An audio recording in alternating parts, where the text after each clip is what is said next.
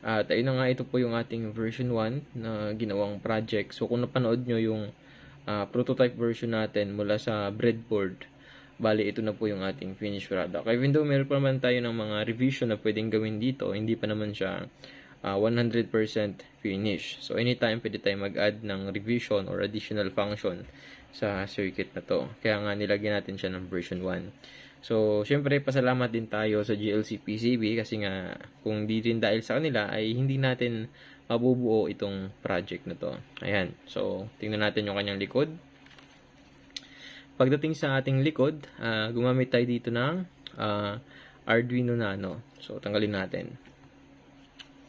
Ayan. So gumamit tayo dito ng Arduino Nano and then na-upload na rin natin yung program dito sa Arduino Nano.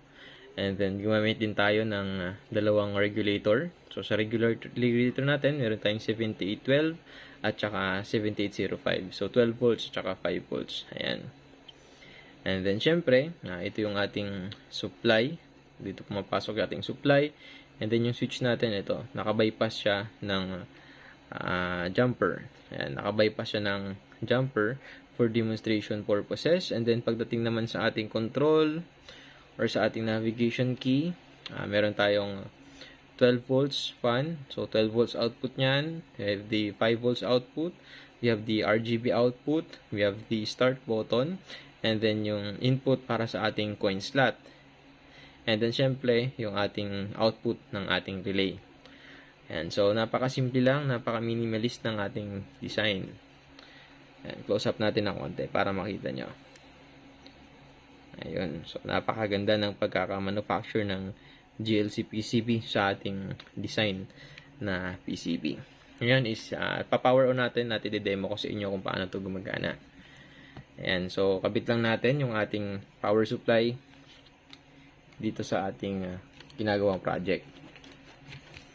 So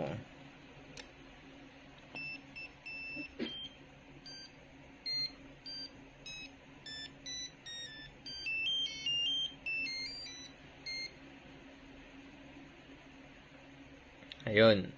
So ngayon, kung makikita nyo, meron tayo itong indicator. So we have the RGB on, power on, and then relay on. At kung pagmamasdan nyo, insert coins yung nakalagay dito sa ating LCD display. And then, habang naka-insert coin, umiilaw yung ating RGB. And then, syempre, umiilaw din yung ating power indicator kasi nga active yung ating circuit. And then, patay yung ating relay. Ayan, naka-off yung ating relay. So, wala siyang ilaw.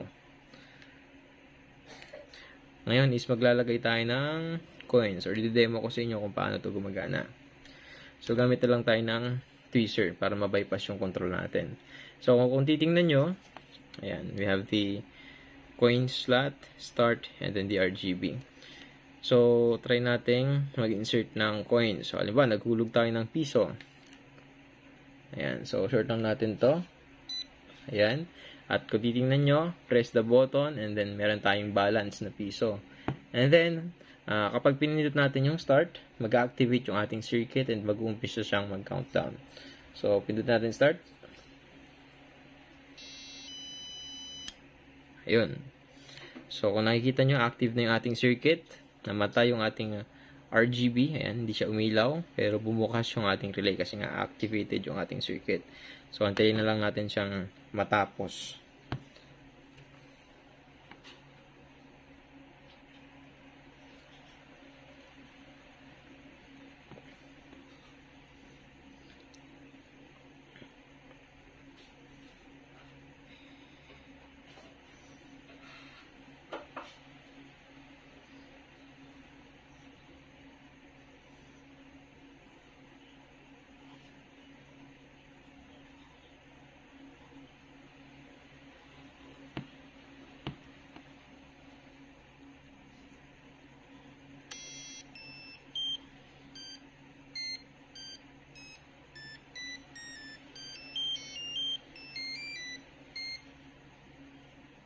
Ayun.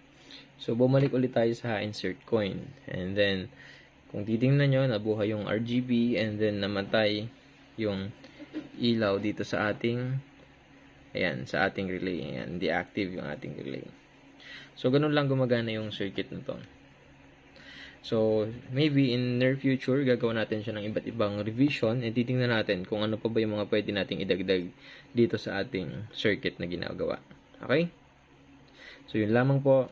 Stay humble and be creative. Maraming salamat.